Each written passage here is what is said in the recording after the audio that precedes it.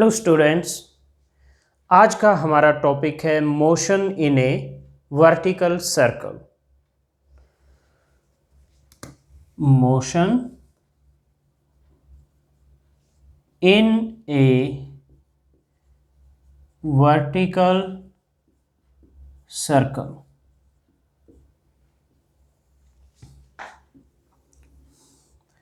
आप एक स्ट्रिंग लीजिए, तार ले लीजिए जैसे आपने, उसके साथ नीचे एक छोटा सा मास m टाई कर लीजिए। आपने यहाँ से पकड़ा स्ट्रिंग को, यहाँ मास m टाई किया और उसको इस तरह से घुमाना शुरू कर दिया वर्टिकल सर्कल में। वो इस तरह एक वर्टिकल सर्कल में मूव करेगा मास m, और सर्कल का रेडियस क्या होगा, जो लेंथ ऑफ वायर है, यानी r मान लेते हैं हम उसको। तो हम लिखते हैं let a particle of mass m, let a particle of mass m is connected to a string of length r, is connected to a string of length r and moves in a vertical circle, and moves in a vertical circle। तो मान लीजिए ये vertical circle है जिसमें वो move करेगा, वो इसका सर्कल का सेंटर है, और ये जो है ये रेडियस r है। मैं इसको पॉइंट O ले लेता हूँ और इसको पॉइंट A ले लेता हूँ, तो OA क्या होगा, r के इक्वल हो जाएगा। ओके, मास m यहाँ पर है, तो यहाँ पर mg डाउनवर्ड एक्ट करेगा, और स्पीड की जो डायरेक्शन होगी, स्पीड मान लीजिए यहाँ पे v1 होगी, और उसकी डायरेक्शन क्या होगी, अलोंग दी टेंजेंट हो जाएगी इधर। फिर मान लीजिए आफ्टर सम टाइम ये यहाँ पॉइंट P पे पहुँच गया, तो यहाँ mg डाउनवर्ड एक्ट करेगा। ये एंगल मान लीजिए थीटा है, तो ये एंगल भी क्या बनेगा, थीटा, इधर बन जाएगा mg कोस थीटा। यहाँ पर स्पीड मान लीजिए v2 है, तो v2 की डायरेक्शन अलोंग दी टेंजेंट हो जाएगी, और इधर हो जाएगा टेंशन T, और मैं इसको इस तरह से हॉरिजॉन्टली यहाँ कनेक्ट कर देता हूँ। इस पॉइंट को मैं n मान लेता हूँ, और मैं मान लेता हूँ ये NA है, ये H है, तो ON क्या हो जाएगा, R माइनस H। क्यों, क्योंकि O से A तक क्या है, R है। NH क्या है, सॉरी NA H है, तो ON R माइनस H है, R माइनस H। ओके, तो हमें फाइंड आउट करना है कि यहाँ लोएस्ट पॉइंट पे ये स्पीड v1 क्या होनी चाहिए। ये हाईएस्ट पॉइंट है, मैं इसको कैपिटल H से लिख देता हूँ हाईएस्ट पॉइंट को। यहाँ स्पीड क्या होनी चाहिए ये हम कैलकुलेट करेंगे। तो सबसे पहले लोएस्ट पॉइंट A पर, एट A, काइनेटिक एनर्जी क्या होगी, half mv1 square. Potential energy होती है mgh, बट h 0 है। हम h ना इसी लेवल से मेजर करेंगे, ये जो लोएस्ट पॉइंट है यहाँ से मेजर करना शुरू करेंगे, तो यहाँ तो h क्या लेंगे हम, 0, तो पोटेंशियल एनर्जी भी 0, पोटेंशियल एनर्जी 0 क्योंकि h इक्वल टू 0। ये काइनेटिक एनर्जी और पोटेंशियल एनर्जी ये हम चैप्टर नंबर 6 में, नेक्स्ट चैप्टर में पढ़ेंगे, वर्क एनर्जी एंड पावर वाले चैप्टर में पढ़ेंगे इसके बारे में डिटेल में। लेकिन अभी मुझे लगता है आपने 9th-10th में भी काइनेटिक एनर्जी, पोटेंशियल एनर्जी के बारे में सुना होगा। और टोटल एनर्जी एट A, इसको मैं EA से लिख देता हूँ, ये होता है kinetic energy plus potential energy. Kinetic energy half mv1 square plus potential energy 0, तो ये आ गया हाफ mv1 स्क्वायर।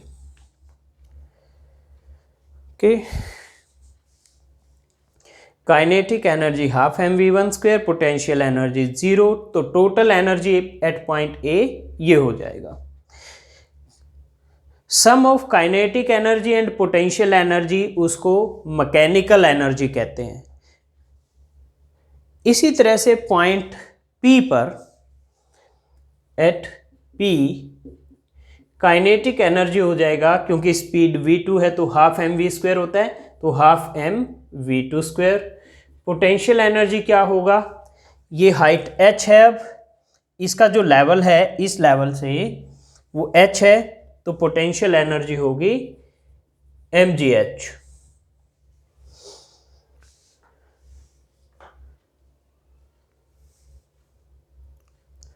अब टोटल एनर्जी एट P क्या हो जाएगा, kinetic energy half mv² plus potential energy mgh।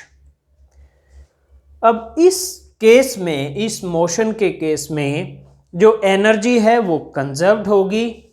Okay, तो from energy conservation, from mechanical energy conservation,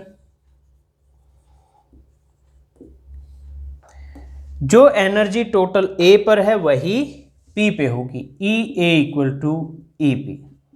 अगर आपको ये काइनेटिक एनर्जी, पोटेंशियल एनर्जी और इनके सम को, काइनेटिक और पोटेंशियल के सम को कहते हैं मैकेनिकल एनर्जी, और ये मैकेनिकल एनर्जी कंजर्व्ड होती है, इसका बिल्कुल भी आइडिया नहीं है, तो मैं आपको कहूँगा पहले आप वर्क एनर्जी एंड पावर वाले चैप्टर में कंजर्वेशन ऑफ मैकेनिकल एनर्जी के वाला टॉपिक कीजिए, फिर ये टॉपिक कीजिएगा।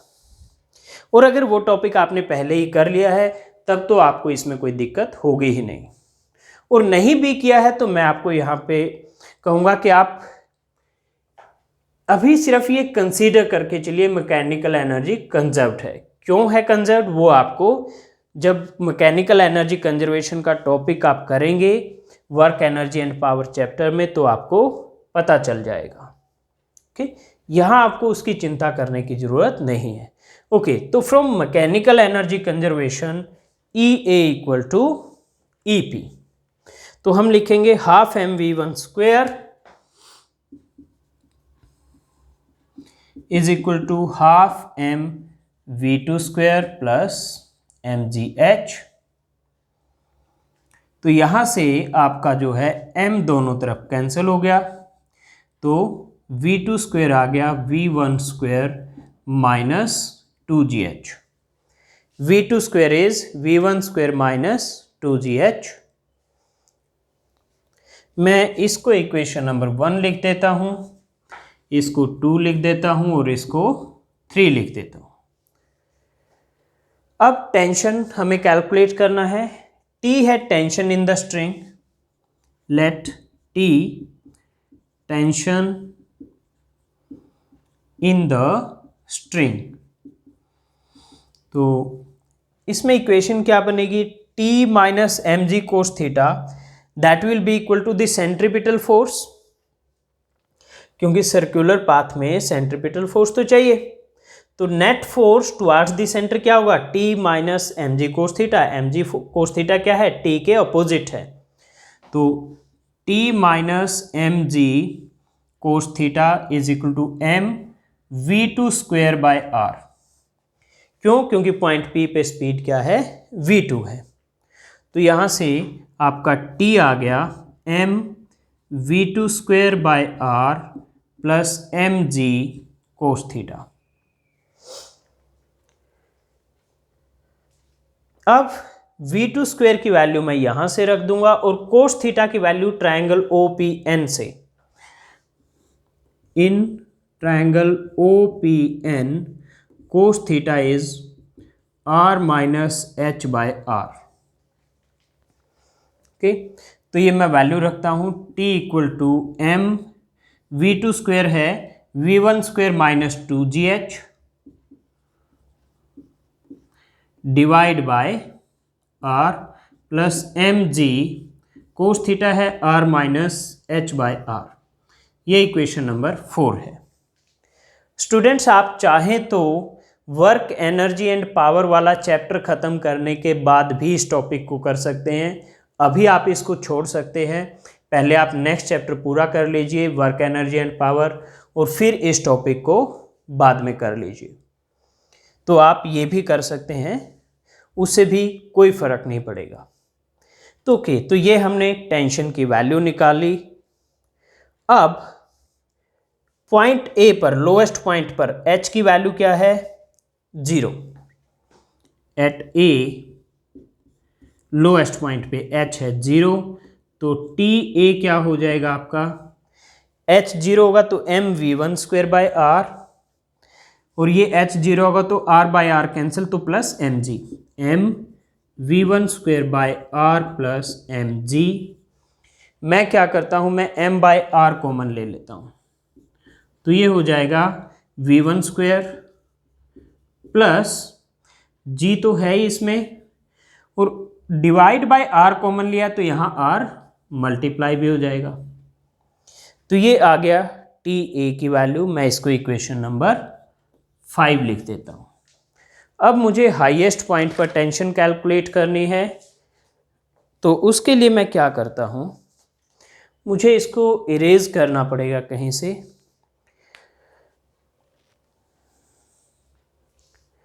ओके, तो मैं इसको इधर से इरेज कर देता हूं पूरे को।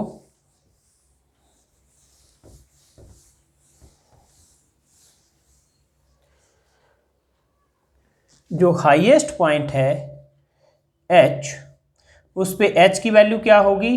2r, क्योंकि ये जैसे आपका सर्कल है, ये r है और ये भी r है, तो यहां से यहां तक कितनी होगी हाइट? 2r, क्योंकि हाइट हम इस लेवल से मेजर कर रहे हैं। तो H की वैल्यू 2r है, ये इक्वेशन नंबर 4 में रखो। तो T H is m by R V one square minus 2g into H की वैल्यू 2r, तो 2g इंटू 2r क्या हो जाएगा? 4gr plus mg r minus H की जगह 2r डिवाइड बाय r, तो ये हो गया m by R V one square minus 4gr minus M जी।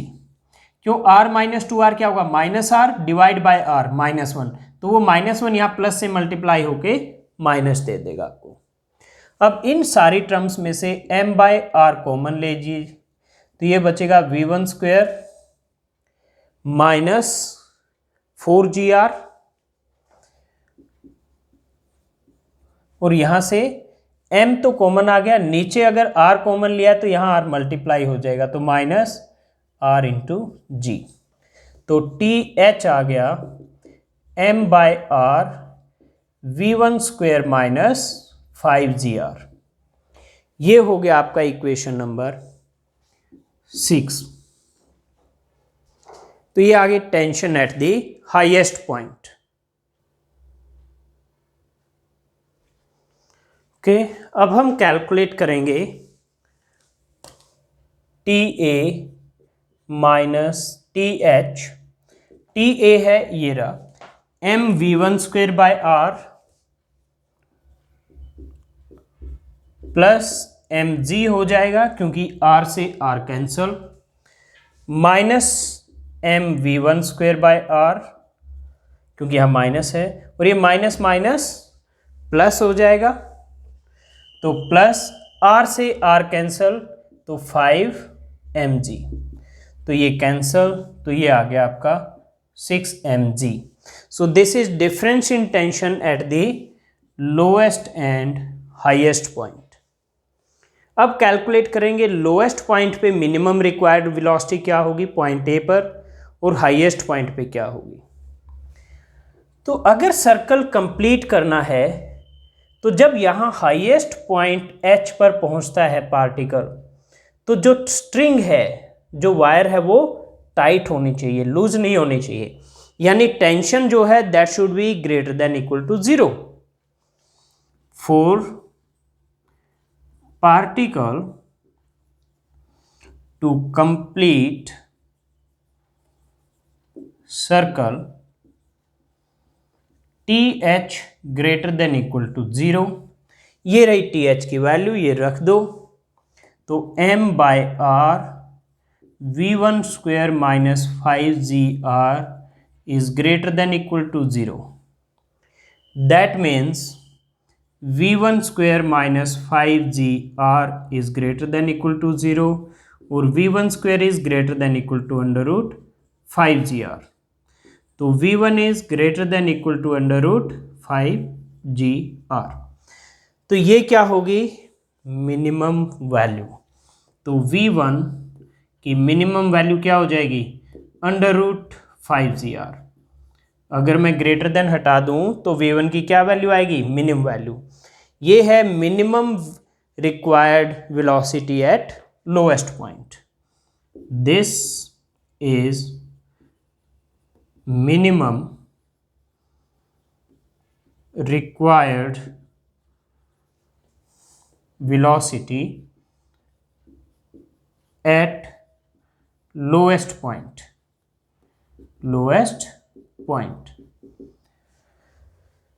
तो ये आ गई आपकी लोएस्ट पॉइंट पे मिनिमम वेलोसिटी क्या चाहिए। अब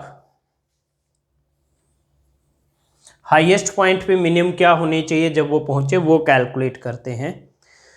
तो मैं इसको हटा देता हूं यहां से। इक्वेशन 3 अभी मैं यूज करूंगा तो इसलिए रख लेता हूं। तो ये है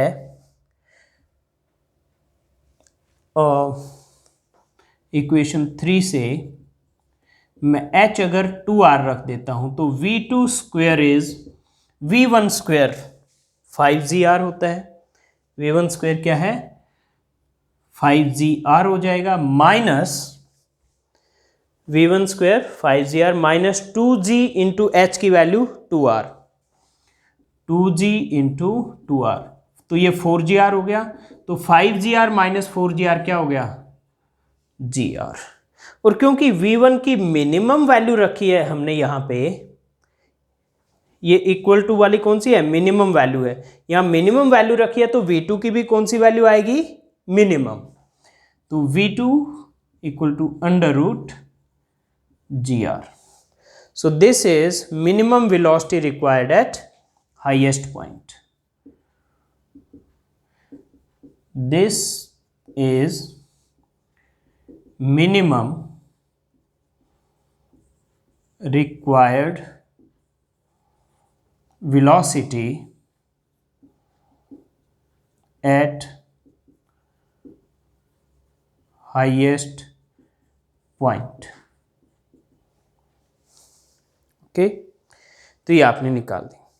अब बात है, अगर आपने अंडर 5gr लोएस्ट पॉइंट पर वेलोसिटी नहीं दी तो क्या होगा? तो दो पॉसिबिलिटी है कि यहाँ पे स्ट्रिंग को पकड़ा हुआ है मैंने, ये वायर है, यहाँ मास m है। एक तो पॉसिबिलिटी है ये एक सर्टन हाइट तक जाए, वापस आए, इस तरह से मोशन करे, इसको ऑसिलेटरी मोशन कहते हैं, ऑसिलेशन कहते हैं इसको। दूसरी पॉसिबिलिटी है इतनी हाइट तक जाए और स्ट्रिंग लूज होके गिर जाए नीचे। ठीक है, फिर कोई भी पाथ वो लेगा एक बार, लेकिन लूज होके नीचे गिर जाएगा। तो ये ऑसिलेट करे इस तरह से, इसके लिए क्या कंडीशन होगी? ऑसिलेट कब करेगा? पहली बात तो जब स्ट्रिंग टाइट रहेगा, स्ट्रिंग लूज नहीं होना चाहिए। ठीक है, यानी जब यहां पर वेलोसिटी 0 होगी तभी वापस आता है ये। तो जहां वेलोसिटी 0 होगी जिस वक्त, उस वक्त आपका स्ट्रिंग लूज नहीं होना चाहिए, टाइट होना चाहिए। यानी उसमें जो टेंशन है वो 0 नहीं होनी चाहिए। मतलब क्या हुआ कि वेलोसिटी यहां आके 0 हो गई लेकिन टेंशन 0 नहीं हुई तब तक। ओके, तो velocity should be 0 before tension become 0। तो अब मैं इसमें फाइंड आउट करूंगा कंडीशन फॉर ऑसिलेशन। ओके, तो हम इक्वेशन नंबर 3 और 6 यूज करेंगे उसके लिए। तो मैं यहां लिख देता हूं condition for oscillation, condition for oscillation. तो मान लीजिए v2 जो है वो 0 होगा at height h1। Let v2 equal to 0 at h1। तो इसमें इक्वेशन नंबर 3 से v2 की value 0, equal to V1 square minus 2G और H की जगह H1। अब मैं इसको इरेज कर सकता हूँ।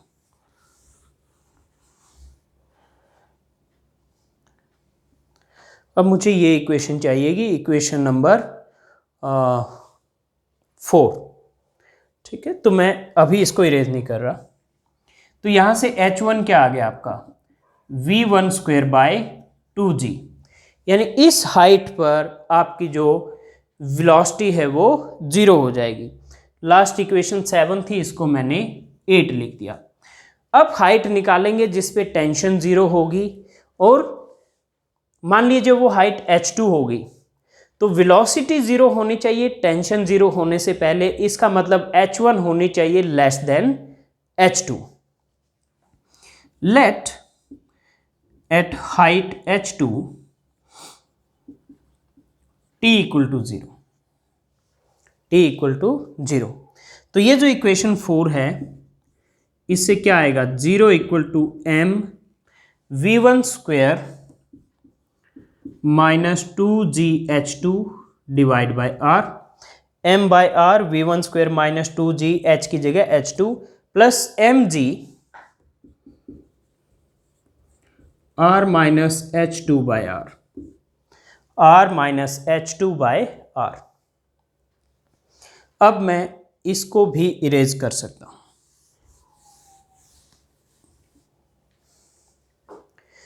तो इसको मैं ओपन कर लेता हूं ब्रैकेट को, तो 0 equal to m V1 square by R, और ये हो जाएगा minus 2mgH2 by R plus mg, क्योंकि R से R कैंसिल हो जाएगा, minus mgH2 by R। Okay, bracket open कर दिए मैंने दोनों के लिए। तो ये आ गया 0 equal to m V1 square by R minus 2 और minus 1 minus 3mgH2 by R plus mg। ये दोनों सेम टर्म है, तो एक माइनस 2 थी, एक माइनस 1 माइनस 3, बाकी सब सेम है इनमें। तो यहां से आ जाएगा, मैं क्या करता हूं इनको 0 है ये, तो यहां से आपका सॉल्व करके आएगा 0 equal to m by R common ले लो, तो V1 square minus 3GH2 plus GR, इसमें R नीचे और R मल्टीप्लाई हो गया इसलिए, तो mg सेम है ये, तो R से मल्टीप्लाई डिवाइड किया है। तो ये m बाई R तो 0 होगा नहीं, तो क्या होगा, ये ब्रैकेट वाली टर्म 0 हो सकती है। तो इक्वेशन आ गई V1 square minus 3GH2 plus GR equal to 0। तो अब मैं इसको इरेज कर देता हूं।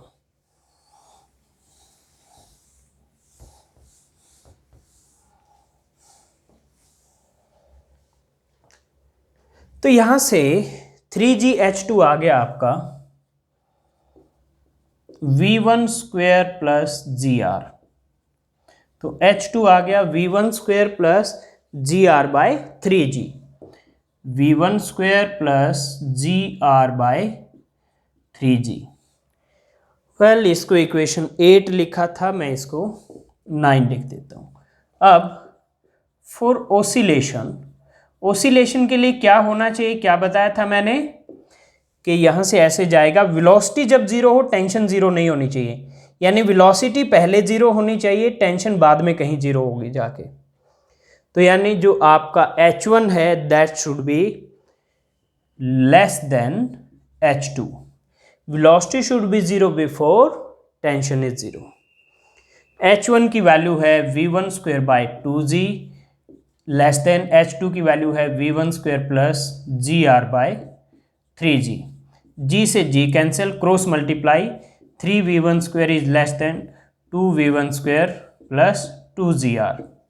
तो 3V1 स्क्वायर और ये 2V1 स्क्वायर इधर माइनस का हो जाएगा, तो V1 square is less then 2GR और V1 is less than under root 2GR। तो ये कंडीशन होगी ओसिलेशन के लिए। This is condition for oscillation. Okay, तो V1 की वैल्यू अगर √2GR से कम है तो ओसिलेशन, √5GR से ज़्यादा है तो कंप्लीट सर्कल, हमने minimum required velocity at lowest point निकाली थी। और अगर √2GR और √5GR के बीच में है तो क्या होगा, सर्टन हाइट पे जाके स्ट्रिंग लूज होगा और इस तरह से नीचे गिरेगा। ओके, तो √2GR से कम है ओसिलेशन होगा, और √5GR से ज़्यादा है तो सर्कल कंप्लीट करेगा।